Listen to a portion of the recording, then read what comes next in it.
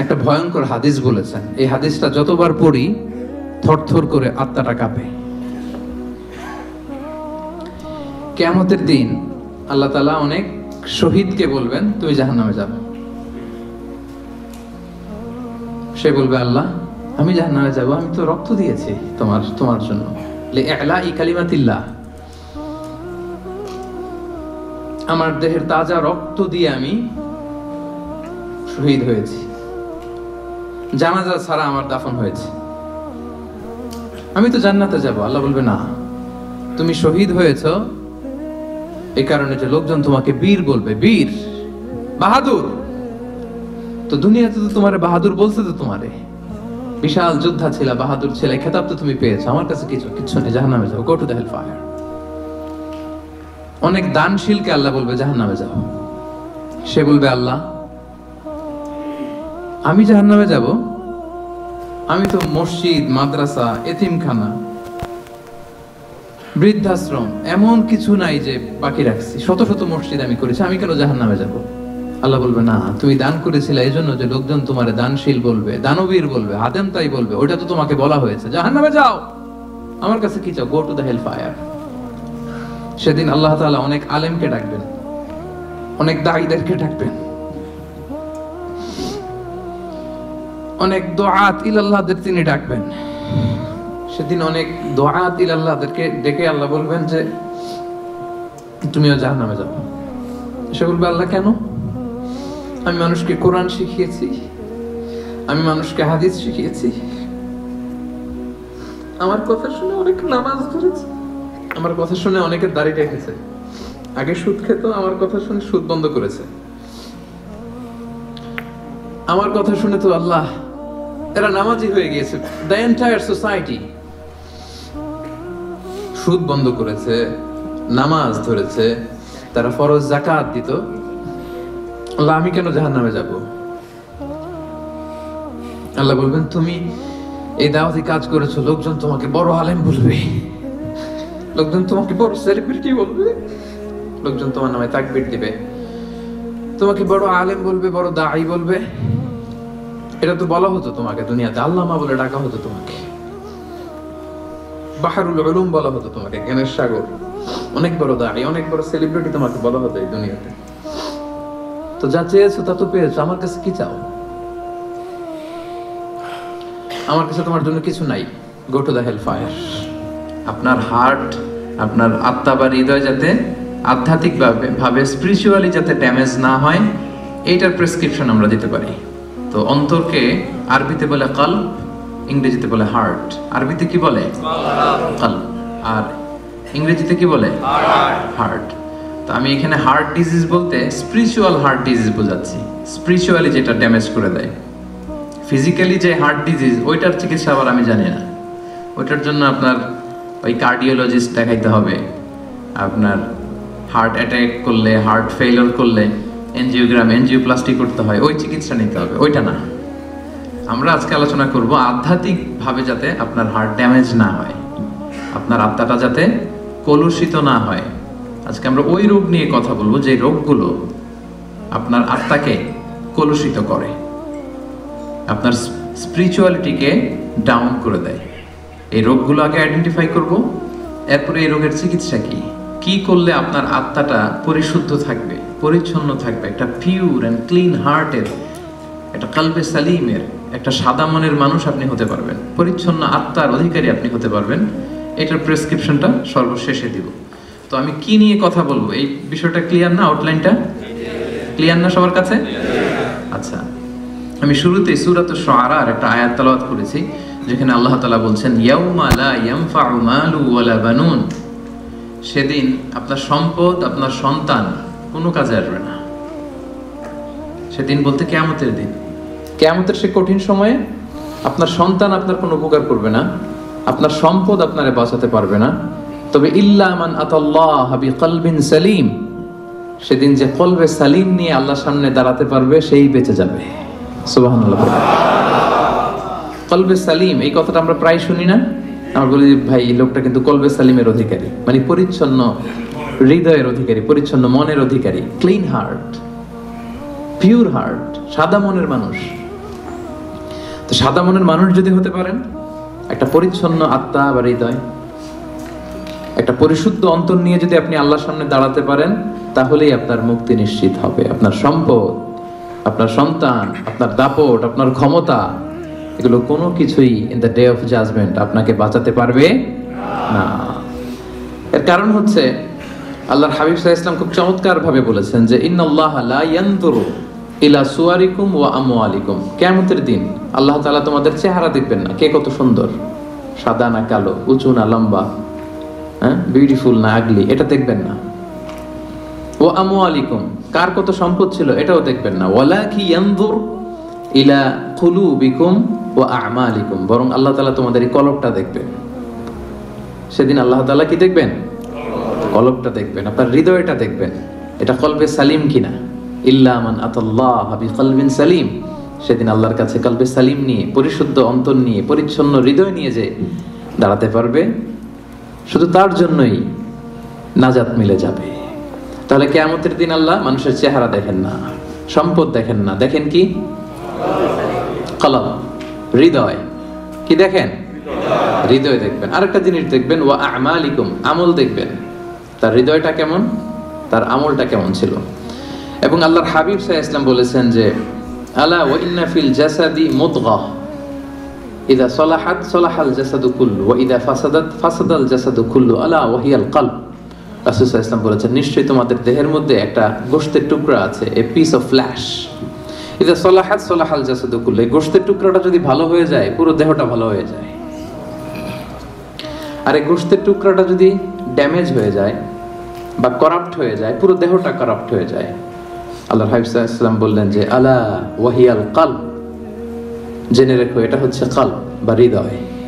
অবস্থান কোথায়? এই যে বাম স্তন, এই বাম দিকের লেফট ব্রেস্টের 2 আঙ্গুল নিচে, এই পাশটাতে আমাদের কলবের অবস্থান। রাসূল সাল্লাল্লাহু আলাইহি ওয়াসাল্লাম বললেন এটা সবচেয়ে দামি অঙ্গ, এটা ভালো তো পুরো দেহ ভালো, এটা খারাপ পুরো দেহ খারাপ।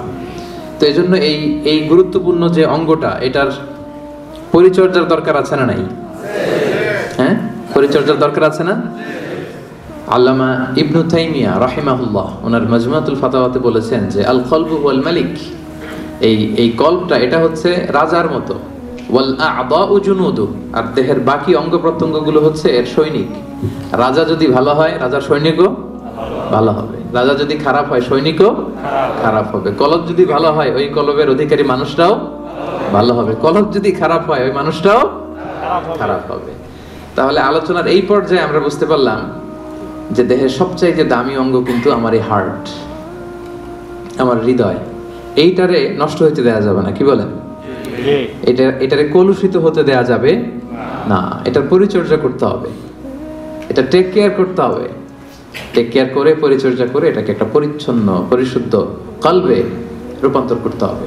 তো এটা যদি না হয়, তাহলে হৃদয়টা নষ্ট হয়ে যাবে, এটা রোগাক্রান্ত হয়ে যাবে, এবং এটা সবসময় পাপের দিকে ধাবিত হতে চাইবে।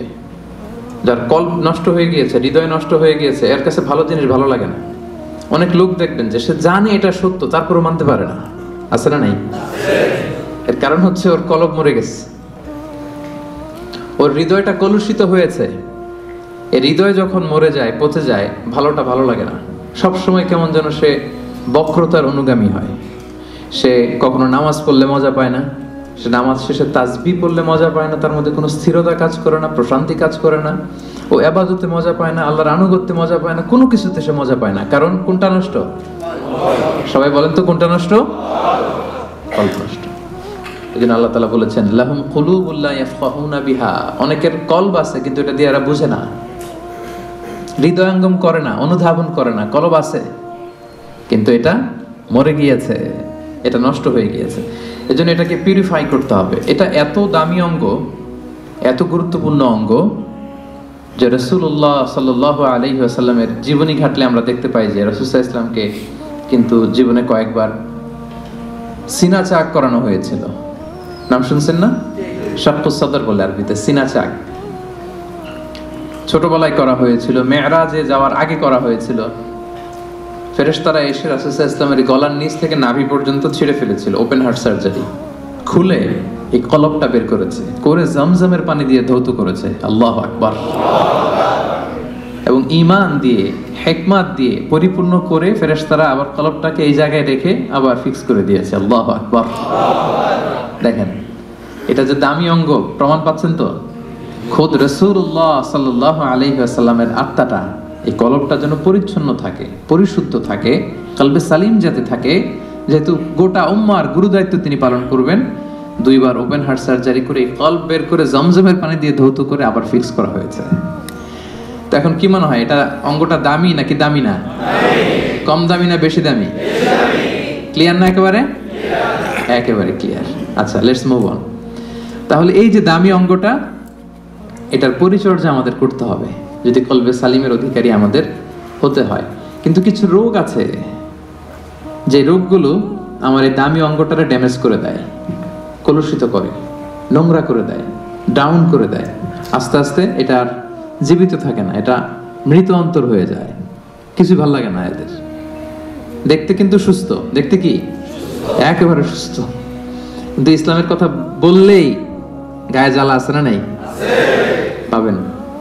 ইসলাম সহ্য করতে পারে না, কোরআন সহ্য করতে পারে না, দাড়ি সহ্য করতে পারে না, ইসলামের শিআর গুলো সহ্য করতে পারে না। কারণ লাহুম কুলুবুল লা ইয়াফকাহুনা বিহা, আল্লাহ বলেন ওদের কলব আছে কিন্তু মরে গেছে, ফলে এটা দিয়ে তারা সত্যকে বোঝে না।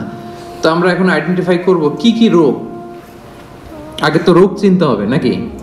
হ্যাঁ, রোগ চিনার পরে এরপরে চিকিৎসা। তো আত্মার রোগগুলো কি কি, কোন কোন জিনিস আছে যা আমাদের এই দামি অঙ্গটাকে নষ্ট করে দেয়, ড্যামেজ করে দেয়, কলুষিত করে দেয়? রোগগুলো আইডেন্টিফাই করব, এরপরে আমরা প্রেসক্রিপশনে যাব ইনশাআল্লাহ। তো অনেকগুলো রোগ আছে যেগুলো আপনার এই আত্মাকে কলুষিত করবে। সবগুলো আজকের এই আলোচনায় বলা সম্ভব হবে না, আমরা অল্প কয়েকটা বলবো। 5টি রোগের কথা আমি উল্লেখ করবো ইনশাআল্লাহ। এরপরে আমরা এটার সলিউশনে যাব, চিকিৎসায় যাব। যে সমস্ত জিনিস আমাদের অন্তরকে কলুষিত করে, আমাদের হৃদয়কে অপরিচ্ছন্ন করে দেয়, নষ্ট করে দেয়, তন্মধ্য থেকে অন্যতম একটা রোগের নাম হচ্ছে নিফাক। আরবিতে বলে নিফাক, বাংলায় বলে কপটতা। বাংলায় কি বলে? কপটতা। আমরা বলি না যে তুই একটা মুনাফিক, এরকম বলি না? কথায় কাজে মিল না থাকলে বলি না? এই যার মধ্যে এই ধরনের অ্যাটিটিউড আছে, এই অ্যাটিটিউডটাকে বলা হয় নিফাক, হিপোক্রেসি। আরবিতে বলে ইউযহিরু খিলাফা মা ইউবতিন, ভিতরে আছে একটা, প্রকাশ করে আরেকটা।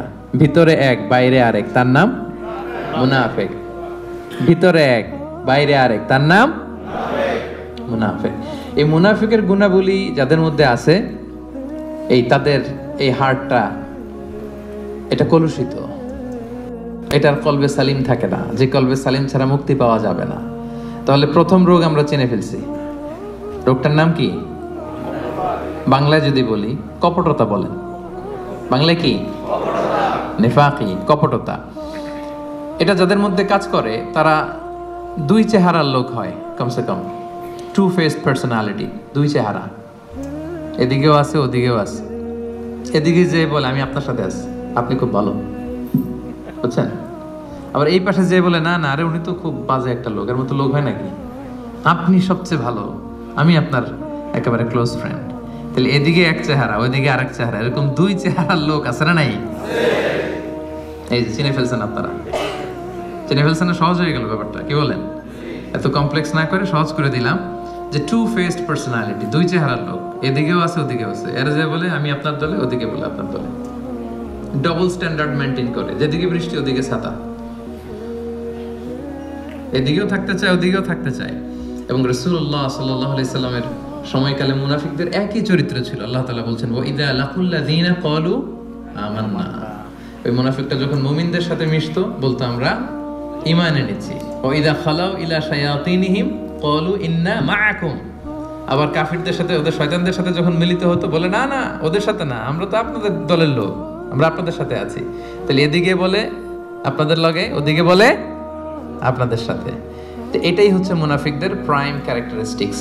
আল্লাহ তাআলা ওদের নাম দিয়েছেন মুযাবযাবিন, লা ইলাহা উলা ওয়ালা ইলাহা উলা, অর্থাৎ দে আর ইন ডাইলেমা।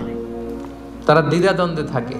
2 নৌকায় পাড়া দিলে যে অবস্থা হয়, আপনারা বাংলাদেশে কখনো দুই নৌকা একসাথে পাড়া দিচ্ছেন নাকি? মানে ডান পা এক নৌকায়, আরেক বাম পা হচ্ছে আরেক নৌকায়। হ্যাঁ, দেন নাই? আরে দেন নাই বলতে এক নৌকা থেকে আরেক নৌকা যখন শিফট হইতে গেছেন তাহলে লাভ দিচ্ছেন। খুব চালাক মানুষ, দেখছেন তো। কেউ যদি দুই পা দুই নৌকায় রাখে, থাকা যায় না কিন্তু বেশিক্ষণ। কি বলেন? হয় ওইটাতে চলে যেতে হবে, তাহলে এটাতে আবার ফিরে আসতে হবে, কিন্তু বেশিক্ষণ থাকা যাবে? আল্লাহ বলতেছে ওরা এরকম মুযাবযাবিন, নেহি এদার নেহি ওদার, তার মিয়ান মে সদর বদর, ডানেও না বায়েও না, কই যাবে জানেও না। তো এইটারই বলে নিফাকি। এক চরিত্রের লোক হইতে হবে ভাইরা, এদিকে একবার ওদিকে একবার, এরকম করা যাবে না। তো খুব সহজ ভাবে যদি আমি বলি যে মুমিনদের দৃষ্টান্ত হচ্ছে মৌমাছির মতো, আর এই মুনাফিকদের দৃষ্টান্ত হচ্ছে মাছির মতো। আই রিপিট, মুমিনদের দৃষ্টান্ত কিসের মতো? আর মুনাফিকদের দৃষ্টান্ত মাছির মতো। মৌমাছি কিন্তু সব জায়গায় বসে না। মৌমাছি সুন্দর সুন্দর জায়গায় বসে, ফুলের উপর যেয়ে বসে, সুঘ্রাণ আছে যেখানে, হ্যাঁ ওখানে যেয়ে বসে, ফ্লাওয়ার নেকটার্স যেগুলো পুষ্পরস টেনে নিয়ে আসে ওদিকে বসবে। মাছি শুধু ভালো জায়গায় বসে না, সে ফুলের উপর বসে, সে খাবারের উপর বসে, টয়লেটের দরজা খোলা থাকলে ওদিক যেও বসে, ঠিক কিনা? টয়লেটের ভিতরে যেয়ে, ময়লার উপরে যেও বসে। তো মুনাফিকদের দৃষ্টান্ত এরকম, এরা সব জায়গায়, এরা ভালো খারাপ বাছ বিচার করতে জানে না। কিন্তু বিশ্বাসীরা কি সব জায়গায় যায়? কথা বলেন না। তারাই যে এরকম সেতিয়া সিটি কনভেনশন সেন্টার, এই যে একটা দিনই হালাকা, কি মজা পাচ্ছি না আমরা। এই মুমিনরা এরকম পবিত্র জায়গায় আসে। তাহলে মুমিনদের দৃষ্টান্ত হচ্ছে তারা মৌমাছির মতো, আর মুনাফিকদের দৃষ্টান্ত হচ্ছে তারা মাছির মতো। আল্লাহ রাসূল সাল্লাল্লাহু আলাইহি ওয়াসাল্লাম ব্যাপারটাকে আরো সহজ করে দিয়েছেন আপনাদের জন্য, আরো ইজি। তিনি বলেছেন আয়াতুল মুনাফিকি সালাস, মুনাফিক চিনবা তিনটা জিনিস দেখে।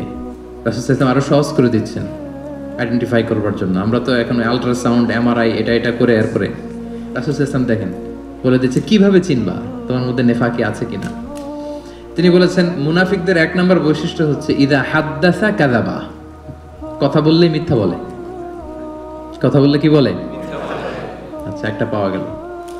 ওয়া ইদা ওয়াআদা আখলাফা, প্রমিস দিয়ে রাখে না, কথা দিয়ে কথা রাখে না। ওয়া ইদা তুমিনা খানা, আমানতের খেয়ানত করে। সহজ হয়ে গেছে না এখন? এবার একটু মিলায় নেন, খুব বেশি খুশি হওয়ার কিছু নাই। আমাদের মধ্যেও থাকতে পারে এরকম ঝামেলা, কি বলেন? মানে অনেকে খুব হাসিতে খুশিতে গদগদ না। সব সময় আলোচনাগুলো নিজের সাথে মিলাইতে হবে, যে আমি মাঝে মাঝে মিথ্যা বলে ফেলি কিনা, আমি মাঝে মাঝে প্রমিস দিয়ে ব্রেক করি কিনা, আমি আবার আমানতের খেয়ানত করে ফেললাম কিনা। এরকম ভয় থাকার দরকার আছে না নাই? হ্যাঁ, নিজের সাথে মিলাইতে হবে, নিজেকে বারবার জাজমেন্ট করতে হবে, নিজের সাথে নিজের বোঝাপড়া করতে হবে। তাহলে এখন আরো সহজ হয়ে গেল আইডেন্টিফাই করা। কথা বললে মিথ্যা বলে, কথা দিয়ে রাখে না, আমানতের কি করে? খেয়ানত করে। তো এই গুণগুলো যদি কারোর মধ্যে থাকে, আল্লাহ পাক বললেন ফি কুলুবিহিম মারাদ, ক্লিয়ার, একেবারে স্পষ্ট যে এদের অন্তরে রোগ ধরেছে, এদের অন্তরে রোগ বাসা বেঁধেছে। আপনার অন্তর রোগ আক্রান্ত, এই বিষয়গুলো যদি থাকে, মিথ্যা বলা, কথা দিয়ে কথা না রাখা, আমানতের খেয়ানত করা, যদি দেখেন যে আমাদের মধ্যে এগুলো আছে, বুঝবেন যে আস্তে আস্তে কিন্তু ড্যামেজ করে ফেলতেছে এই দামি অঙ্কটাকে, ড্যামেজ হয়ে যাচ্ছে। এবং এই মুনাফিকদের অবস্থান হবে জাহান্নামে একেবারে অতল গহ্বরে। ইন্নাল মুনাফিকিনা ফি দারকিল আসফালি মিনান নার ওয়া লান তাজিদ লাহু নাসীরা, তারা জাহান্নামের একেবারে অতল গহ্বরে থাকবে, তলদেশে থাকবে, এদেরকে বাঁচানোর সেদিন কেউ থাকবে না। তাহলে এক নম্বর রোগ আজকে আমরা এই কনভেনশন থেকে চিনে গেলাম, যেটা আমার আত্মারে নষ্ট করে দেয়। রোগটার নাম কি? মুনাফিকি, নিফাক। নিফাক বাংলায় কপটতা। বাংলায় একটু বলেন, বাংলায় কি? কপটতা। তাহলে ইজি হয়ে গেছে না? চিনছেন না সবাই? এটা যেন আমাদের হৃদয়ে বাসা বাঁধতে না পারে, ট্রাই করতে হবে, তাহলে কিন্তু অন্তর ড্যামেজ হয়ে যাবে। তাহলে এক নম্বর রোগ চিনলাম। দুই নম্বর রোগের দিকে চলে যাই। দুই নম্বর রোগের নাম হচ্ছে, দুই নম্বরে গেছি কিন্তু আমি কিন্তু শেষের দিকে জিজ্ঞেস করব যে বলেন কয়টা, কি কি মনে থাকবে তো? দুই নম্বর রোগের নাম হচ্ছে আল কিবের, আল কিবির, বাংলায় বলে অহংকার। বাংলা কি বলে? ইংরেজিতে বলে অ্যারোগ্যান্স, আর বাংলায় বলে অহংকার। আলহামদুলিল্লাহ আমাদের এখানে কারো এটা নাই। হ্যাঁ দেখছেন, আমি বাঁচাই দিতে চাই আর এরা বলে, এরা আরো ভেজালে জড়ায় যাচ্ছে, কে আছে। আল কিবির অহংকার, ইংরেজিতে অ্যারোগ্যান্স বলে, অথবা ইগো। অনেকে দেখবেন ইগোর চোটে কথাই বলতে পারে না। আমি কোন হনুরে বলে না এরকম? হ্যাঁ, আমি কোন হনুরে, এর পায়ে মাটিতে নামতে চায় না, এই কথাই বলতে চায় না। বুঝতে পারছেন? রাসূল সাল্লাল্লাহু আলাইহি ওয়াসাল্লাম এটার সংজ্ঞা দেখেন। রাসূল সাল্লাল্লাহু আলাইহি ওয়াসাল্লাম আইডেন্টিফাই করা আমাদের জন্য এত সহজ করে দিয়েছেন যে অহংকার কাকে বলে, কিবির কাকে বলে। রাসূল সাল্লাল্লাহু আলাইহি ওয়াসাল্লাম বলেছেন, আল কিবিরু বাতারুল হাক্কি ওয়া গামতুন নাস। অহংকার হচ্ছে সত্যকে প্রত্যাখ্যান করা, নিজেকে বড় মনে করে, জানি এটা সত্য, মানব না। ওয়া গামতুন নাস, মানুষকে তুচ্ছ জ্ঞান করা, এটা হচ্ছে অহংকার। এই অহংকার যার মধ্যে আছে, এর হৃদয়টা কুরে কুরে খেয়ে হৃদয়টা শেষই করে ফেলবে, ড্যামেজ করে দিবে, একেবারে কলুষিত করে দিবে। কলবে সালিম তো দূর কি বাত। এজন্য এই অহংকার থেকে বেঁচে থাকতে হবে। কখনো বলা যাবে না আমি বড়। কি বলা যাবে না? এটা বলা যাবে? তো বললেন যে আমি বলছি এজন্য, মানে এটা বলা যাবে না এজন্য আমরা বলছি, তাই না? যে এই জিনিসটা বলা যাবে না, আমি বড়, এটা বলা যাবে না। না, আমি বড় না। নিজে যাকে বড় বলে বড় সে নয়, লোকে যাকে বড় বলে বড় সে হয়। দেখেন বিষ্ণু ইসলাম কত বড় ফিলোসোফার। উনি নিজে দোয়ার মধ্যে এটা বলতেন, আল্লাহুম্মা জাআলনি সাবুরা ওয়া জাআলনি শাকুরা ওয়া জাআলনি ফি আইনি সাগীরা ওয়া ফি আ'য়ুনিন নাসি কাবীরা। আল্লাহ আমাকে ধৈর্যশীল বানান, আল্লাহ আমাকে শুকরগুজার বানান, আল্লাহ আমার চোখে আমারে ছোট বানান, আল্লাহ মানুষের চোখে আপনি আমারে বড় বানান। সুবহানাল্লাহ। এজন্য মানুষের চোখে যদি বড় হইতে চান, বড় যদি হতে চাও, ছোট হও তবে। কি সুন্দর কথা আমরা ছোটবেলা শিখছি, অহংকার পতনের। দেখছেন এই যে খনার বচনগুলো, এগুলো কিন্তু এমনি এমনি না, অসাধারণ শিক্ষা কিন্তু আমাদেরকে দেয়া হয়েছে সে আদিকাল থেকে, আমরা মানি না আমরা। তাহলে 2 নাম্বার রোগ আমরা আরো সহজে চিনে যাচ্ছি, যে নিজেকে বড় বলে কখনো বলা যাবে না, নেভার। আমি বড় এটা বলছেন তো মরছেন, আমি বড় এটা বলা যাবে। আমি বড় এটা সর্বপ্রথম বলছিল হচ্ছে ইবলিস। কে বলছিল? ইবলিস। আল্লাহ বললেন সেজদা দাও, কি বললেন? সব ফেরেশতাদের বললেন সেজদা দাও, সবাই সেজদায় লুটিয়ে পড়লো। সেজদা দেয় নাই একজন, কে? ইবলিস। কেন দেয় নাই? আল্লাহ বললেন সেজদা দিলি না কেন? কয় আমি বড়। কি বলে? আমরা বলতে পারবো না এই কারণে, কারণ এটা বলছিল কে? ইবলিস। ওই ইবলিসের দল যে করবে, ইবলিসের ফলোয়ার যারা হতে চায়, তার অনুসারী যারা হতে চায়, এরা বলে আমি বড়, ঠিক কি না? আর নবীদের অনুসারী যারা, এরা বলে ফি আইনি সাগীরা ওয়া ফি আ'য়ুনিন নাসি কাবীরা। আল্লাহ আমার চোখে আমার ছোট বানান, আল্লাহ মানুষের চোখে আমার বড় বানান। আল্লাহ বললেন কি রে, সেজদা দিলি না কেন? সেজদা দিলি না কেন? তো ইবলিস বলতে আরম্ভ করলো আনা খায়রুম মিনহু। সে আল্লাহর সাথে এখন ডিবেট করতেছে, সে যুক্তি দিচ্ছে, সে বলে যে আনা খায়রুম মিনহু, দেই না এই কারণে, কারণ আমি ওর চেয়ে শ্রেষ্ঠ, এটাই তো আমি বড়। কি বলেন? ইবলিস বলতেছে আনা খায়রুম মিনহু, সেজদা দেই নাই কারণ আমি আদমের চেয়ে শ্রেষ্ঠ। খলাকতাহু মিন নার, খলাকতানি মিন নার, আপনি আমাকে সৃষ্টি করেছেন আগুন থেকে, ওয়া খলাকতাহু মিন তিন, আর ওকে সৃষ্টি করেছেন মাটি থেকে। আগুনের ধর্ম হচ্ছে দাউ দাউ করে লেলিহান শিখা উপরের দিকে ওঠে, আগুন ঊর্ধ্বগামী, আর মাটির একটা ঢিলা ফেলে দেন ধপাস করে নিচে পড়ে, মাটি নিম্নগামী। সে দেখেন যুক্তি খাটাইছে, সো ঊর্ধ্বগামী কোনো জিনিস নিম্নগামী কোনো জিনিসের সামনে মাথা নোয়াতে পারে না। ওই যে আমি বড়। আল্লাহ তাআলা বললেন ফাখরুজ মিনহা, এই জান্নাত থেকে বের হয়ে যা, এই জান্নাত তোর জন্য আমি চিরকালের জন্য হারাম করে দিলাম। মালউন, সে মালউন, চির অভিশপ্ত। তো ইবলিসের ফলোয়ার যারা হতে চায় তারা বলে আমি বড়, আর নবীদের অনুসারী যারা হতে চায় তারা কি বলে? ফি আইনি সাগীরা ওয়া ফি আ'য়ুনিন নাসি কাবীরা।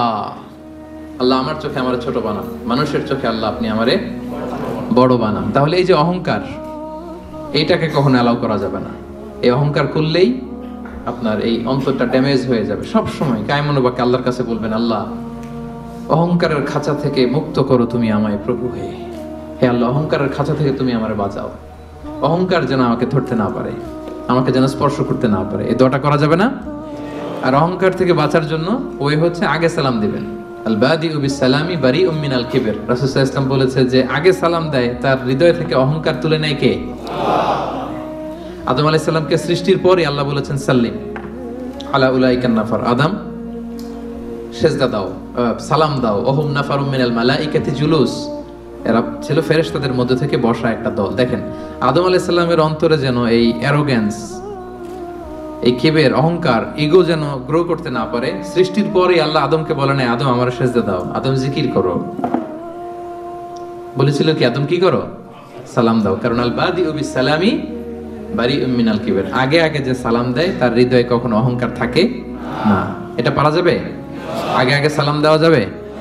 বন্ধু বন্ধুকে দিবেন, স্বামী স্ত্রীকে দিবেন, স্ত্রী স্বামীকে দিবে, ছেলে মেয়ে বাবা মাকে দিবে, বাবা মা ছেলে মেয়েকে দিবে, বড় ছোটদের দিবে, ছোট বড়দের দিবে। নট নেসেসারি যে ওরা জুনিয়র আমি সিনিয়র সো আমি সালামের জন্য ওয়েট করব, ওরা দিবে না, আপনি আগে দিবেন। কারণ আগে দিলেই আপনার হৃদয় থেকে অহংকার তুলে নিবে কে? আল্লাহ। এবং আল্লাহর হাবিব সাল্লাল্লাহু আলাইহি ওয়াসাল্লাম বলেছেন যে লা ইয়াদখুলুল জান্নাতা মান কানা ফি কলবিহি হাব্বাতু খারদালিন মিন কিবর। যার অন্তরে জাররা পরিমাণ, সরিষার দানা পরিমাণ অহংকার যার অন্তরে থাকে, সে কখনো আল্লাহর জান্নাতে প্রবেশ করবে না। এর কারণ কি জানেন? কারণ হাদিসে কুদসিতে আল্লাহ তাআলা বলেছেন, এর কারণ হচ্ছে আল কিবরিয়া ও রিদাই। আল্লাহ বলে অহংকার আমার চাদর। অহংকার কি? আমার চাদর। আমি একটা চাদর পরে আছি, আপনি ধরে পিছন থেকে টান দিলেন, মেনে নেওয়া যায়। আল্লাহর গায়ের চাদর ধরে যদি টান দেন আপনি, এটা কত বড় বেয়াদবি। কল্পনা করতে পারেন আপনি? যারা নিজেকে বড় মনে করতেছেন, বা আমরা যারা নিজেদেরকে বড় মনে করি, আমি বড়, আমি বেশি জানি, আমি ওর চেয়ে শ্রেষ্ঠ, আমি সুপিরিয়র, আমি যারা করে এরা বেসিকলি আল্লাহ তাআলার চাদর ধরে টান দেয়। নাউজুবিল্লাহ পড়বেন না? কি আছে আপনার অহংকার করার? কি আছে? হাল আতা আলাল ইনসানি হিনুম মিনাদ দাহরি লাম ইয়াকুন শাইআম মাযকুরা। একটা সময় ছিল উল্লেখ করার মতো আমরা কিছুই ছিলাম না। ছোট্ট একটা শুক্রাণু, মাইক্রোস্কোপ ছাড়া দেখাও যায় না। বাবার পিঠ থেকে মায়ের জরায়ুতে যেয়ে বসলাম, 9 মাসে একটু একটু করে বড় হয়ে দুনিয়াতে আসলাম। আসার সাথে সাথে ওয়া ওয়া, কাপড় নাই, চোপড় নাই, কিচ্ছু নাই, উলঙ্গ, নেকেড। কিছু খেতেও পারি না, দিলে দিক দিয়ে বের হয়ে যায়। একেবারে ছোট্ট নিউবর্ন বেবিরে খাওয়াইতে দেখছেন, সুজি ঢুকানো যায় না মুখে। প্রত্যেকের ঘটছে এটা। যেখানে রাখছে পেশাব পায়খানা করে সয়লাভ, কেউ বাকি নাই। আমরা এরকম সবার একই হিস্ট্রি, ঠিক কিনা? পেশাব যেখানে বসা ওইখানে পেশাব পায়খানা। বসা শিখতে কয়েক মাস লাগে, জানেন আপনারা? ছোট বাচ্চা একটা বসাই দিলে এদিকে পড়ে যায়, ওদিকে পড়ে যায়। বালিশ দিয়ে ঠেকনা দিয়ে ওরা বসাইতে হয়। বসা শিখতে লাগে ওর কয়েক মাস। দাঁড়াতে শিখতে ওর 1 বছর লেগে যায়। বড় হওয়ার পরে 5 দিনের জ্বর হইলে এই চেহারা আর থাকে না। এই চেহারার যে গ্লেস, নাদুস নুদুস, আপনি ওই কি বলে কোভিড যাদের হয়েছে, কাশতে কাশতে কি অবস্থা দেখছেন? এদের চেহারার হালত দেখছেন?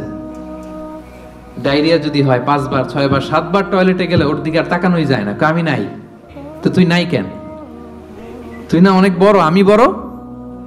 তুই না এতদিন বলছিলি আমি বড়? 5 বার 6 বার টয়লেটে হইলে, টয়লেটে গেলে কাঁধে ভর দিয়ে আর একবার টয়লেটে যাওয়া লাগে। আবার লম্বা চূড়া হায়াত যদি পায় 70-80 বছর, একই ঘটনা। আবার খাবার এদিক দিয়ে দিলে এদিক দিয়ে বেরোয় যায়। 80 বছর বয়স, আবার যেইখানে বসে প্রস্রাব পায়খানা করে সমান, তাই না? তো এই তো জীবন। আপনি বড় হইলেন কোথায়? হাল আতা আলাল ইনসানি হিনুম মিনাদ দাহরি লাম ইয়াকুন শাইআম মাযকুরা। একটা সময় ছিল আমাদের উল্লেখ করার মতো আমি কিছুই ছিলাম না, আবার ওইদিকেই যাব।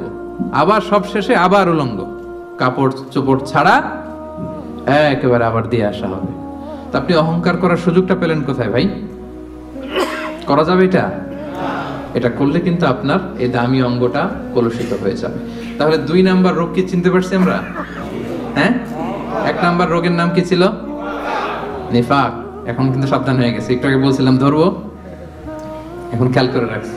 1 নম্বরে নিফাক বা কপটতা। আরবিতে বলবেন না বাংলায় বলবেন?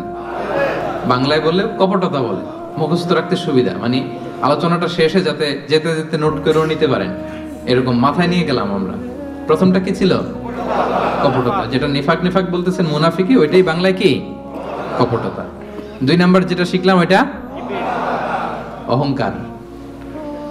তাহলে অহংকারের সাথে আমাদের কোনো সম্পর্ক আছে? আজকের এই কনফারেন্স থেকে অহংকারকে আমরা সবাই না বলে দিব। অহংকারকে আমরা কি বললাম? এই আপনাদের আওয়াজ। 500 জন মানুষ না বললে এতটুকু আওয়াজ হবে আমি বিশ্বাস করি না। অহংকারকে আমরা কি বললাম? কপটতাকে আমরা কি বললাম? ওকে। 3 নাম্বার রোগের নাম হচ্ছে আল হাসাদ। বাংলায় হচ্ছে হিংসা। বাংলায় কি? হিংসা। ইংরেজিতে জেলাসি।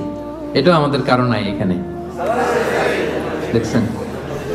মানে কেউ আমার দলে থাকতে চায় না। আমি বলি আমাদের কারণ নাই, সবাই বলে আছে। তো এই যে জেলাসি, হিংসা, যেটা ইট বার্নস ইউরসেলফ ইনসাইড, এটা খালি জ্বালায় দেয় ভিতরে। হ্যাঁ, হিংসার অনলে দগ্ধ হয় অন্তর সব সময়। হিংসা করবেন তো এদিকে জ্বলবে, জ্বলতে থাকে। কারো ভালো সহ্য হয় না, এরকম আছে না? উন্নতি করতেছে, সহ্য হয় না। ওর ব্যবসা ভালো হইতেছে, সহ্য হয় না। ও ভদ্র, ওর আখলাক ভালো, সহ্য হয় না। সমাজে তার একটা অবস্থান, সহ্য হয় না। শুধু হিংসা, শুধু হিংসা। এবং এটা থেকে আলেমরাও মুক্ত না, বলে আইয়াযু বিল্লাহ, আল্লাহ তুমি হেফাজত করো। আলেম সমাজ এটা থেকে মুক্ত না। হিংসা দাউ দাউ করে শুধু জ্বলে, বার্ন ইনসাইড। এইটা জ্বালায় দেয় আপনার। এটা কলবে সালিম তো দূর পরে, এটা তো জ্বলেই গেছে। হিংসা যার আছে ওর তো এটা নাই, পুড়ে গেছে। রাসূলুল্লাহ সাল্লাল্লাহু আলাইহি ওয়াসাল্লাম বলেছেন, ইয়াকুম ওয়াল হাসাদা, তোমরা হিংসা থেকে বেঁচে থাকো। ফাইনাল হাসাদা ইয়াকুলুল হাসানাতি কামা তাকুলুন নারু আল হাতাবা। হিংসা নেক আমলকে জ্বালিয়ে দেয়, যেমনি ভাবে আপনার এই আগুন কাঠকে জ্বালিয়ে দেয়। হিংসা আপনার নেক কাজকে, নেক আমলকে তেমনি জ্বালিয়ে দেয় যেমনি আগুন লাকড়ি জ্বালিয়ে দেয়, কাঠ জ্বালিয়ে দেয়। এবং রাসূলুল্লাহ সাল্লাল্লাহু আলাইহি সাল্লাম বলেছেন, ওয়ালা তাবাগাদু ওয়ালা তাহাসাদু, হে আমার উম্মতরা, একে অপরকে হিংসা করো না, হিংসা করো না। হিংসা কিন্তু বড্ড মারাত্মক। হিংসার চোখ, হিংসার চাহনি, এটা বড্ড ভয়ঙ্কর। এবং কোরআন আমাদেরকে শিখিয়েছে যে আমরা যেন সবসময় হিংসুকের এই হিংসুটে চক্ষু থেকে আল্লাহর কাছে পানা চাই। আমরা কিন্তু সূরা ফালাকে পড়ি যে অমিন শাররি হাসিদিন ইযা হাসাদ, এর অর্থ জানেন? যে আল্লাহ হিংসুকের হিংসা থেকে তুমি আমাদেরকে বাঁচাও। কিন্তু দুঃখজনক হলেও সত্য, আমরা আমাদের জীবনের একটা লম্বা সময় হিংসা করতে করতে পার করে দিই। কি করতে করতে? হিংসা। আল্লাহর দেয়া আমাদের জন্য সবচেয়ে বড় নিয়ামত হচ্ছে সময়। সবচেয়ে বড় নিয়ামত কি? এই দামি সময়টা অন্যের পিছনে হিংসা করতে করতেই আমরা পার করে দিই। এবার একটা লজিক্যাল কথা বলি, খেয়াল করে শুনবেন। কান দুটো খরগোশের কানের মতো খাড়া করে আমার দিকে শুনেন। হিংসা করলে লাভ না লস? কি লাভ আমাদের হিংসা করলে? কি লাভ? লেটস সে আমাদের আজকের প্রথম আলোচক আমাদের নাহিদ হাসান ভাই খুব ভালো আলোচনা করে, খুব ভালো পয়সার মালিক, খালি উন্নতি, খালি সফলতা। এখন আমি যদি ওনারে হিংসা করি, ওনার সফলতা কমবে? পজিশন উত্তর দিয়েন, কমবে? তো নাহিদ হাসান ভাই শুধু উন্নতি করে, আমি যদি হিংসা করি নাহিদ ভাইয়ের উন্নতি তো থেমে যাবে সাথে সাথেই। হ্যাঁ, থামবে না? থামবে না। আচ্ছা, আমি যদি নাহিদ ভাইয়ের হিংসা করি আমার তো অনেক উন্নতি হয়ে যাবে, তাই না? তাহলে দেখেন, যদি হিংসা করলে, যারে হিংসা করি ওর যদি লস হইতো, করলাম হিংসা, কি বলেন? দেখাই দিলাম ওরে, তাই না? আমি হিংসা করলে যদি নাহিদ ভাইয়ের একটু ডাউন হইতো, লস হইতো, তাইলে না হিংসা করতাম, কারণ আমি হিংসা করলেই খালি ডাউন। আজকে একটু বেশি করে হিংসা করছি, কালকে পড়ে গেছে, আর খোঁজ খবর নাই, ব্যবসায় লস, যেদিকে যায় ওদিকেই সমস্যা। তো এটা হয় না। আবার আমি যদি হিংসা করি আমি অনেক আগায় যাচ্ছি, এটাও হয় না। তো লাভটা কি? একটা লাভ আছে, এদিকে জলে খালি, এদিকে কি খালি জলে, এই একটা লাভ আছে। আসলে যদি হিংসা করলে ওনার লস হইতো, নামাইতে পারতাম, যেহেতু পছন্দ করি না হিংসা করতাম সারা দিন রাত 24 ঘন্টা 24/7, কি বলেন? আবার হিংসা করলে আমার শুধু ডেভেলপ হচ্ছে সারা দিন রাত হিংসা, কি বলেন? এরও নামাইতে পারি না, আমিও উঠতে পারি না, মাঝখান দিয়ে খালি জলে। তো এই হিংসা করে লাভ আছে? লাভ যেটা আছে ওটা শোনেন, অন্যের সফলতা এনজয় করেন, অন্যের সফলতাকে এনজয় করার মানসিকতা অর্জন করুন, তার জন্য দোয়া করেন, দোয়া করলে লাভ আছে। কি লাভ? নাহিদ ভাই সফল, আমি বললাম আল্লাহ আমার ভাই নাহিদ ভাইকে তুমি আল্লাহ তুমি আরো সফল বানাও। ফেরেশতারা বলে ওয়ালা কাবি মিসলিন, মানে তুমি যে দোয়াটা করছো এই দোয়াটা তোমার জন্য আল্লাহ আগে কবুল করে নিক। মানে নাহিদ ভাইয়ের জন্য আমি যেই দোয়া করলাম এটা নাহিদ ভাইয়ের জন্য কবুল হওয়ার আগে ফেরেশতাদের দোয়া আমার জন্য এটা কবুল হয়ে গেছে। সুবহানাল্লাহ, এত আস্তে লাভ হয়েছে না অনেক? আপনার ভাইয়ের শুধু সফলতা, আল্লাহ আমার ভাইয়ের আরো সফল বানাও, ও A+ পাইছে, আল্লাহ ওরে আরো মেধা দাও, আল্লাহ তুমি আরো বরকত দাও। এই যা বললাম ফেরেশতারা বলে ওয়ালা কাবি মিসলিন, আল্লাহ এ তার ভাইয়ের জন্য যেই দোয়াটা করলো এই দোয়াটা আগে, ভালো দোয়াটা তার জন্য তুমি কবুল করে নাও। লাভ না লস? সবাই বলেন। তাহলে কি করবেন? দোয়া করবেন। হিংসা করব আজকে থেকে আমরা? করবেন? অন্যের সফলতাকে আমরা এনজয় করব, দোয়া করব। আর একটা কাজ করতে পারেন, তার মতো হওয়ার চেষ্টা করতে পারেন, নাহিদ ভাইয়ের মতো হওয়ার ট্রাই করব, কম্পিট করব, ওনার সাথে প্রতিযোগিতা করব। ভালো কাজে প্রতিযোগিতা এটা জায়েজ, ভালো কাজে প্রতিযোগিতা জায়েজ। আমি আরো ভালো করব, আমি নাহিদ ভাইয়ের কাছ থেকে শিখে কম্পিট করব, পারলে ওনারা ছাড়ায় যাব, কোনো সমস্যা নেই, পারলে নাহিদ ভাইকে ছাড়ায় যাব, এত সমস্যা নেই। তাহলে দোয়া করব যে ভালো করতেছে কিভাবে ভালো করে এটা শিখে কম্পিট করব, প্রতিযোগিতা করে পারলে ওনারা ছাড়ায় যাব, কারণ ভালো কাজে প্রতিযোগিতাতে কোনো সমস্যা নাই। কিন্তু করব না কোনটা? সবাই বলতে হবে আওয়াজ করে, করব না কোনটা? হিংসা। তাহলে 3 নাম্বার রোগ চিনে গেছেন? হ্যাঁ চিনছেন? তাইলে হিংসাকেও আজকের প্রোগ্রাম থেকে আমরা না বলে দিব। হিংসাকে আমরা কি বললাম? না। তাহলে প্রথম রোগ কি ছিল? কপটতা। 2 নাম্বার রোগ অহংকার। 3 number okay, moving on. 4 number রোগের নাম হচ্ছে আর রিয়া, যেটা আত্মাকে ড্যামেজ করে দেয়, কলবকে ড্যামেজ করে দেয়। রিয়া মানে লোক দেখানো মানসিকতা, শো অফ মেন্টালিটি, এটা নাই কারণ।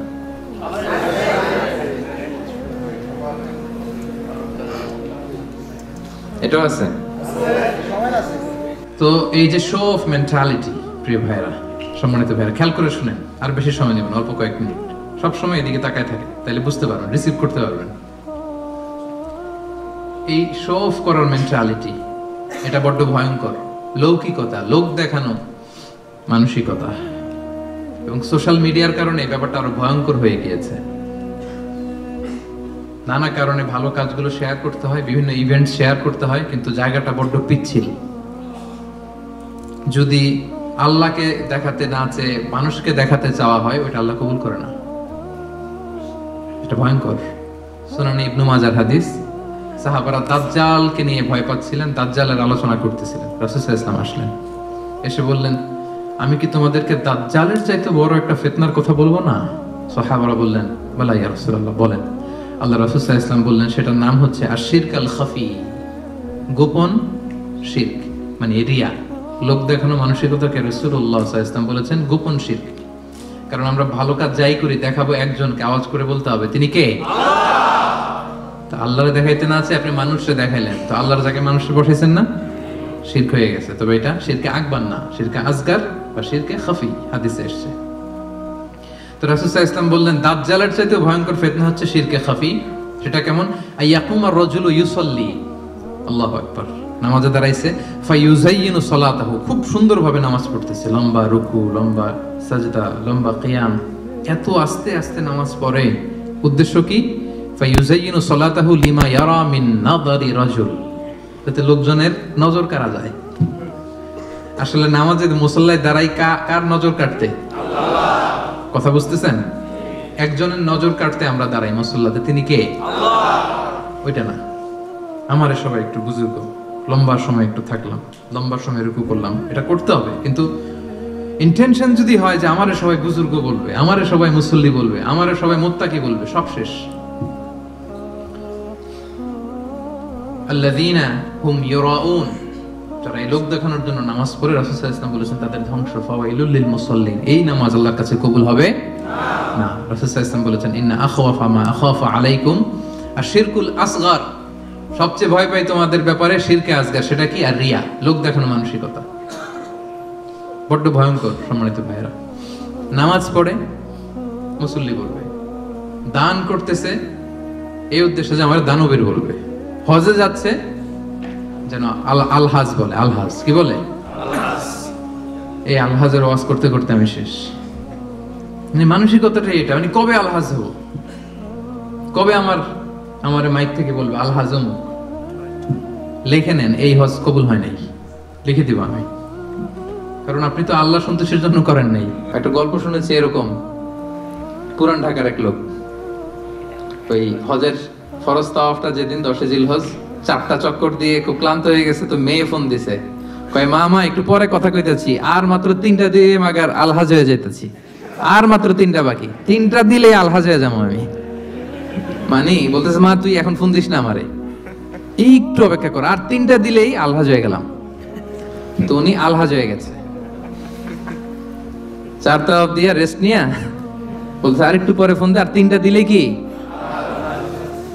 এই আলহাজ। আরেকটা গল্প শুনেছি এরকম, হজ করে এসে এলাকার দোকানে বাকি খায়, তো যে বলতেছে এই বাকি খাতাটা বের করতো, টালি খাতাটা বের করছে, তো দোকানদার বেচারা মহা খুশি, ভাবছে মনে হজ করে আসছে, আর এই দেনা পাওনা ঋণ টিন মনে আর রাখতে চায় না। তো সে বলছে কলম নাই তোর দোকানে? কাজ। তো টালি খাতা নিয়ে ওর নাম ধরেন যে সদরউদ্দিন, তো সদরউদ্দিনের আগে বানান করে লিখতেছে আলহাজ। আলহাজ লেখে টালি খাতা দিয়ে আবার চলে গেছে। দোকানদার বেচারা তো বেকু, কি ঘটনা কি? আমি বললাম হস্টেস করে আসছে আর দানা পাওনা ঋণ এই সেগুলো রাখতে চায় না, খালেস মনে হয়ে গেছে। তো ও দোকানের টালি খাতা বের করছে যে ওই জায়গায়ও যে আমার নামটা আছে ওইটাও আলখাস থাকতে হবে, লিখে দিলাম, এই হজ কবুল হয়নি। আর রিয়া, লোক দেখানো মানসিকতা। এবং রাসূলুল্লাহ সাল্লাল্লাহু আলাইহি সাল্লাম একটা ভয়ঙ্কর হাদিস বলেছেন, এই হাদিসটা যতবার পড়ি থরথর করে আত্মাটা কাঁপে। কিয়ামতের দিন আল্লাহ তাআলা অনেক শহীদকে বলবেন তুমি জাহান্নামে যাবে। সে বলবে আল্লাহ আমি জাহান্নামে যাব, আমি তো রক্ত দিয়েছি তোমার জন্য, লিইলাই কালিমাতিল্লাহ,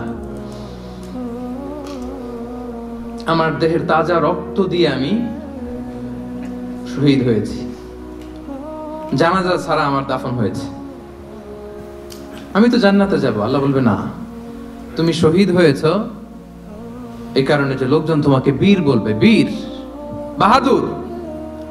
তো দুনিয়াতে তো তোমারে বাহাদুর বলছে, তো তোমারে বিশাল যোদ্ধা ছিল, বাহাদুর ছিল, খেতাব তো তুমি পেয়েছো, আমার কাছে কিচ্ছু নেই, জাহান্নামে যাও, go to the hell fire. অনেক দানশীলকে আল্লাহ বলবে জাহান্নামে যাও। সে বলবে আল্লাহ আমি জাহান্নামে যাব, আমি তো মসজিদ, মাদ্রাসা, এতিমখানা, বৃদ্ধাশ্রম এমন কিছু নাই যে বাকি রাখছি, শত শত মসজিদ আমি করেছি, আমি কেন জাহান্নামে যাব?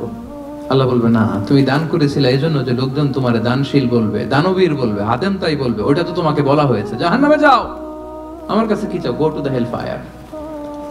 সেদিন আল্লাহ তাআলা অনেক আলেমকে ডাকবেন, অনেক দাঈদেরকে ডাকবেন, অনেক দুআত ইলাল্লাহদের তিনি ডাকবেন। সেদিন অনেক দুআত ইলাল্লাহদেরকে ডেকে আল্লাহ বলবেন যে তুমিও জাহান্নামে যাও। সে বলবে আল্লাহ কেন? আমি মানুষকে কোরআন শিখিয়েছি, আমি মানুষকে হাদিস শিখিয়েছি, আমার কথা শুনে অনেক নামাজ ধরেছে, আমার কথা শুনে অনেকে দাড়ি রেখেছে, আগে সুদ খেত, আমার কথা শুনে সুদ বন্ধ করেছে, আমার কথা শুনে তো আল্লাহ এরা নামাজি হয়ে গিয়েছে। দ্য এন্টায়ার সোসাইটি সুদ বন্ধ করেছে, নামাজ ধরেছে, তারা ফরজ যাকাত দিত, আল্লাহ আমি কেন জাহান্নামে যাব? আল্লাহ বলবেন তুমি এই দাওয়াতি কাজ করেছো, লোকজন তোমাকে বড় আলেম বলবে, লোকজন তোমাকে বড় সেলিব্রিটি বলবে, লোকজন তোমার নামে তাকবীর দিবে, তোমাকে বড় আলেম বলবে, বড় দাঈ বলবে। এটা তো বলা হতো তোমাকে দুনিয়াতে, আল্লামা বলে ডাকা হতো তোমাকে, বাহরুল উলুম বলা হতো তোমাকে, জ্ঞানের সাগর, অনেক বড় দাঈ, অনেক বড় সেলিব্রিটি তোমাকে বলা হতো এই দুনিয়াতে। তো যা চেয়েছো তা তো পেয়েছো, আমার কাছে কি চাও? আমার কাছে তোমার জন্য কিছু নাই। Go to the hell fire, তুমিও জাহান্নামে যাবে। আল্লাহ ওইরকম আলেম হওয়া থেকে আমাদেরকে তুমি বাঁচাও, ওইরকম দাঈ হওয়া থেকে তুমি আমাদেরকে বাঁচাও। আল্লাহ লোক দেখানো মানসিকতা, এই সব থেকে আল্লাহ তুমি আমাদেরকে হেফাজত করো। তাহলে 4 নম্বর যে রোগ আমরা চিনে ফেলছি না, এটার নাম কি? রিয়া। নামাজ পড়তেছি, মানুষ আমার এই বড় মুসল্লি বলে, হজ করে আসছি যেন আমার নামের আগে আলহাজ লাগায়, জাকাত দিচ্ছি, জাকাতের শাড়ি লুঙ্গি দানবীর শিল্পপতি এটা যেন বলে, জিহাদের ময়দানে গিয়েছি, ইসলামের জন্য মিছিল দিচ্ছি, যাতে মিডিয়াতে আমাকে সবার আগে দেখা যায়। আল্লাহ বলবে go to the hell fire, জাহান্নামে যাও। এগুলো একটাও আমার জন্য করো নাই। তুমি যা চেয়েছিলে দুনিয়াতে তুমি সেটা পেয়েছো, আমার কাছে কি চাও? কিচ্ছু নাই আমার কাছে তোমার জন্য, যাও। আল্লাহ এরকম দানশীল হওয়া থেকে, এরকম আলেম হওয়া থেকে, এরকম বীরত্ব দেখানো থেকে আল্লাহ তুমি আমাদেরকে হেফাজত করো। আল্লাহ রিয়া থেকে আমাদের এই কলবটাকে তুমি মুক্ত করো। আল্লাহ আমরা যা করব কেবলমাত্র শুধুমাত্র তোমার সন্তুষ্টির জন্য, তোমাকে দেখানোর জন্য যেন করতে পারে। আল্লাহ তুমি তৌফিক দান করো। তাহলে 4 নম্বর রোগটা চিনতে পারছেন প্রিয় ভাইরা? কি নাম এটার? আলহামদুলিল্লাহ, এই তো বুঝে ফেলতেছেন। তাহলে আজকের এই প্রোগ্রাম থেকে আমরা এই রিয়া বা লোক দেখানো মানসিকতা, এটাকে না বলে দিব। কি বলেন?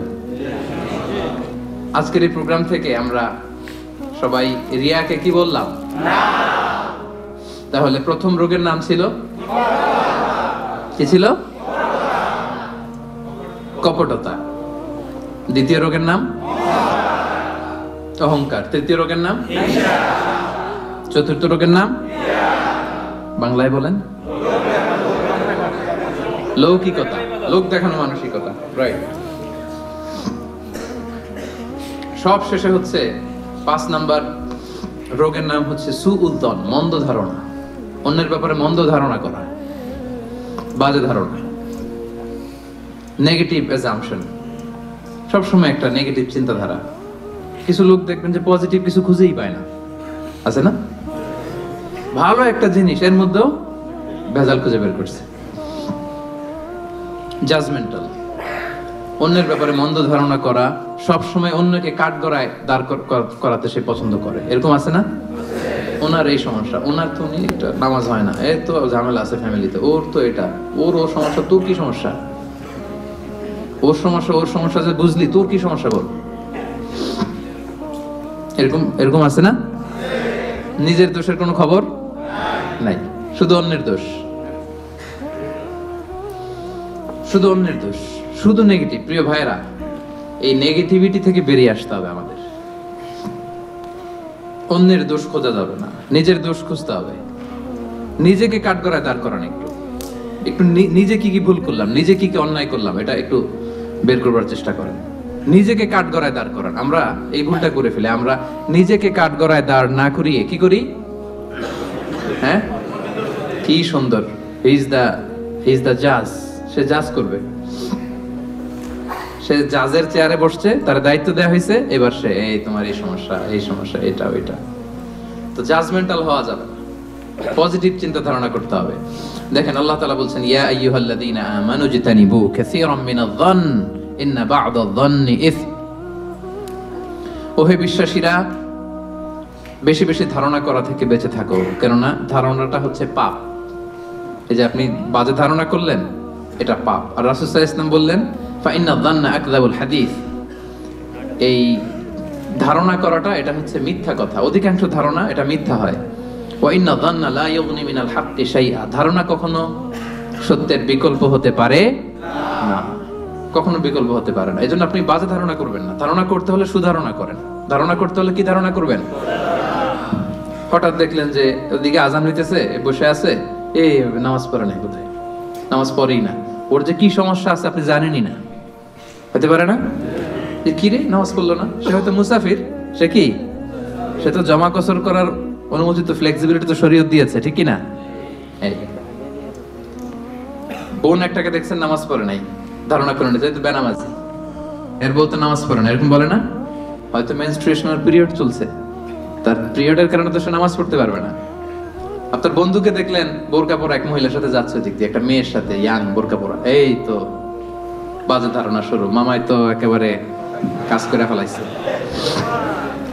হ্যাঁ বলেন এরকম, মামাই তো একেবারে কাজ বানাই দিচ্ছে। আল্লাহু আকবার। এই যে আপনি ধারণা করলেন, আপনার গুনার পাল্লাটা ভারী করলেন। এই মেয়েটা তার আপন বোন হতে পারে কি পারে না?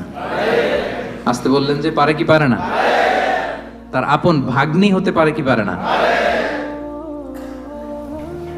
এই যে আপনি মন্দ ধারণা করছেন, মানে যাই দেখি আমরা খালি চোখে, এটা কিন্তু সব বাস্তবতা না। Something could be strange behind the scene, এর বিপরীত এমন কিছু আছে, ওটা আমি জানি না হিস্ট্রিটা। এজন্য আপনি সুধারণা করবেন। কি করবেন? সব সময় সুধারণা করবেন। এই মন্দ ধারণা, বাজে ধারণা, অনেকে এরকম কিছু দেখলেই, বিয়ে করার পরে একটা ঘড়ি হাতে দেখলেই এটা বোধহয় যৌতুক দিছে, বোধহয় পুলিশ অফিসার একটা গাড়ি কিনছে বা ফ্ল্যাট কিনছে, এই তো ঘুষের টাকা দিয়ে বানায় ফেলছে। পুলিশ অফিসার মানেই কি সবাই ঘুষ খায়? ঘুষ খায় একটা বড় সংখ্যক, কিন্তু এখনো অনেক সৎ পুলিশ অফিসার আমার দেশে আছে না? নাই? আছে, এখনো আছে। আপনি মন্দ ধারণা করে গুনার পাল্লা ভারী করবেন না। তাহলে এই মন্দ ধারণাকেও আজকের প্রোগ্রাম থেকে আমরা কি বলে দিলাম? তাহলে 5টা রোগ চিনছেন না?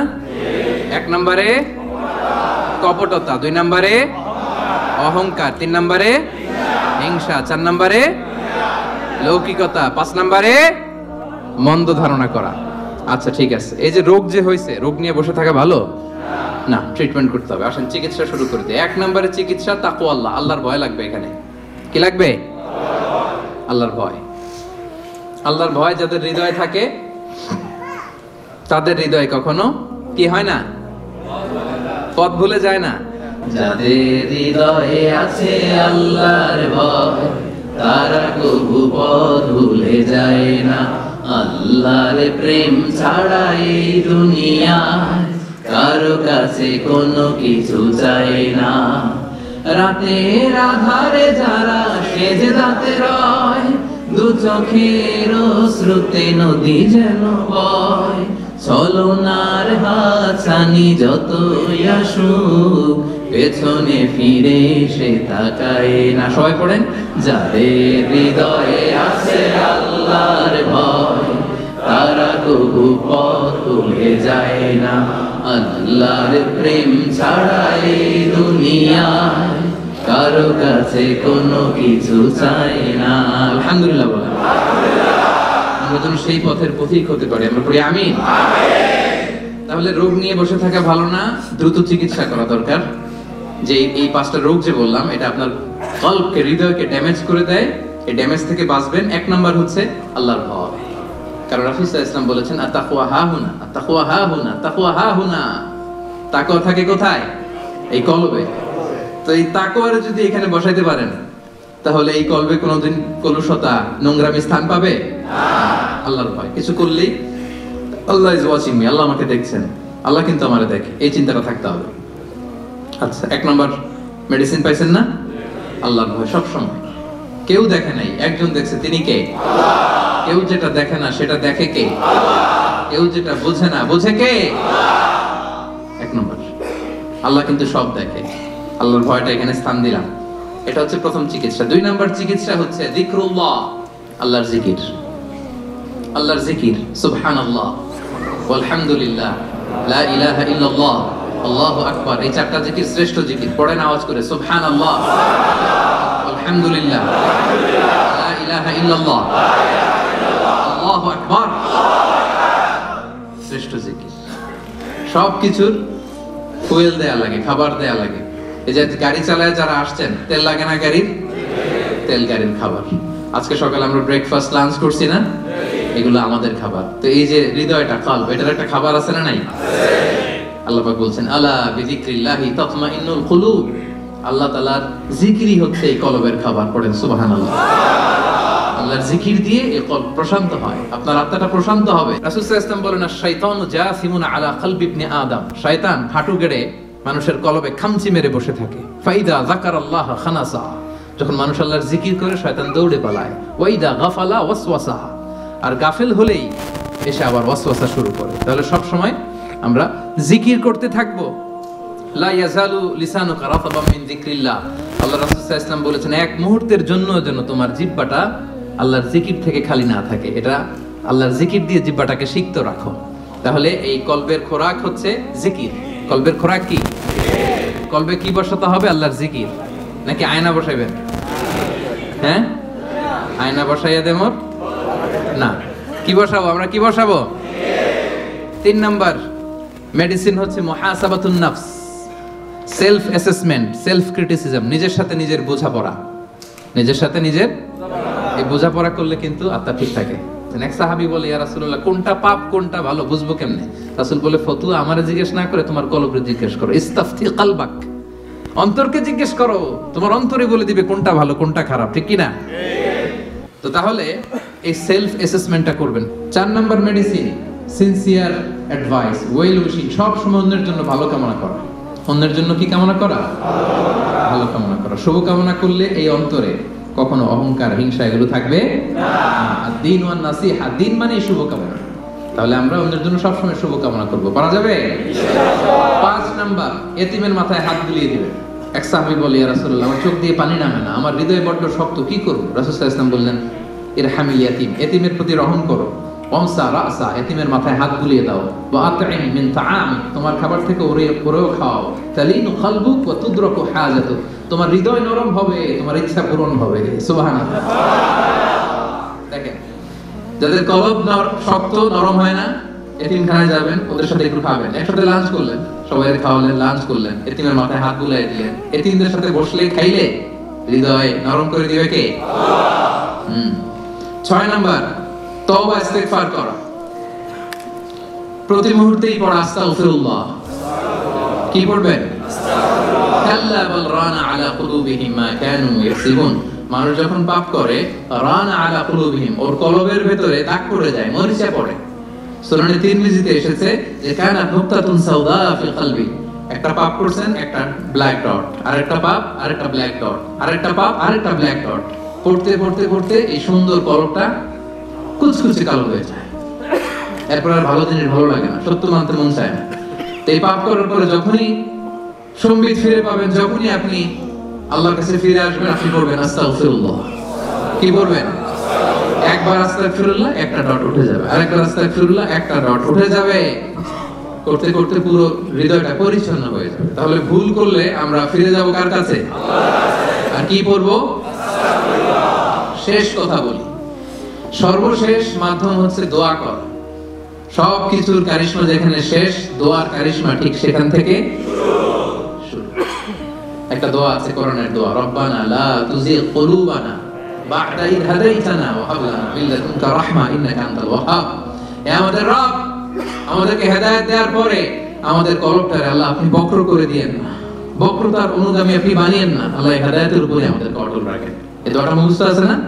এটা করবেন। আম্মা জান উম্মে সালামা, প্রিয় নবী সাল্লাল্লাহু আলাইহি ওয়াসাল্লামের স্ত্রী, আমাদের আম্মা জান, ওনাকে এক সাহাবী যায় বলে, ইয়া রাসূলুল্লাহ, হে আম্মা জান, আল্লাহ রাসূল সাল্লাল্লাহু আলাইহি ওয়াসাল্লাম যখন আপনার বাসায় থাকতো কোন দোয়াটা সবচেয়ে বেশি পড়তো আমাদেরকে একটু বলেন, একটু বলেন না কোন দোয়াটা বেশি পড়তো?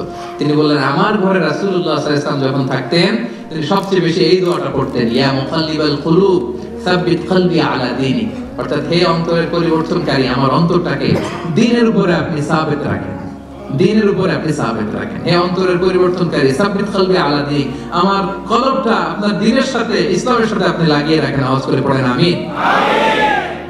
উম্মে সালামা রাদিয়াল্লাহু তাআলা আনহার ঘরে যখন রাসূল সাল্লাল্লাহু আলাইহি ওয়াসাল্লাম থাকতেন এই দোয়াটা সবচেয়ে বেশি পড়তেন। আমার সাথে সাথে আওয়াজ করে পড়েন, ইয়া মুকাল্লিবাল কুলুব সাব্বিত কলবি আলা দীনিক, ইয়া মুকাল্লিবাল কুলুব সাব্বিত কলবি আলা দীনিক। হে অন্তরের পরিবর্তনকারী, আমার অন্তরটাকে আপনার দ্বীনের উপর অটল রাখুন। আওয়াজ করে পড়েন আমিন। পারা যাবে না এই দোয়াটা পড়া? পারা যাবে? পাঁচটা রোগ আমরা চিনতে পারছি, যে পাঁচটা রোগ আমাদের হৃদয়কে ড্যামেজ করে দেয়, চেনা গেছে?